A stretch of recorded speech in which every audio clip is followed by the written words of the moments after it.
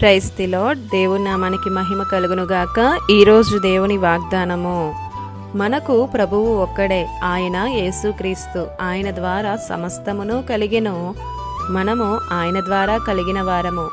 1 కొరింథీయులు రాసిన పత్రిక 8వ అధ్యాయం 6వ వచనము.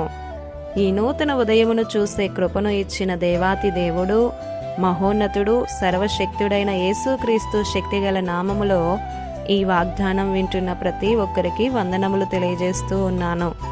మనకు ప్రభువు ఒక్కడే, ఆయనే నజరేయుడైన యేసుక్రీస్తు వారు. ఈ లోకంలో దేవతలనబడిన వారు, ప్రభువులనబడిన వారు అనేకులు ఉన్నారు.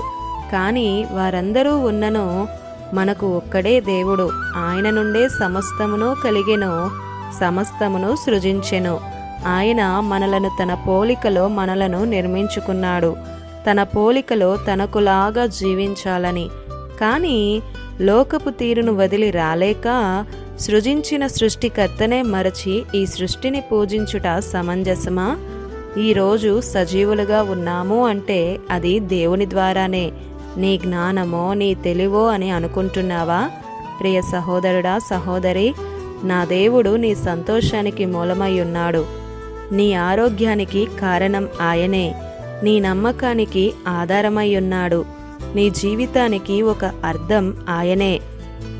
నీ ప్రాణానికి నెమ్మది, నీ నిత్యత్వానికి నిరీక్షణ, అన్నింటికీ మించి నీకు సమస్తము ఆయనే అవ్వాలి. నేను ప్రేమించిన యేసు, నేను నమ్మిన దేవుడు సర్వశక్తిమంతుడు. ఆయన అద్భుతాలు చేయగలిగిన గొప్ప దేవుడు. ఆయనే సమస్తమును కలిగించెను. మనము ఆయన ద్వారానే ఇంకా ఈ భూమి మీద ఉండి ఈరోజు ఈయన మాటలను వినగలుగుతున్నాం. నీ హృదయములో ఆయనకు చోటు ఉందా? మరి ఆలోచించు. ఇది నా వాగ్దానం మీ అందరి జీవితాలలో నెరవేరాలని కోరుతూ దేవుని సువార్తా పరిచర్యలో మీ సహోదరి ప్రసన్న. God bless you.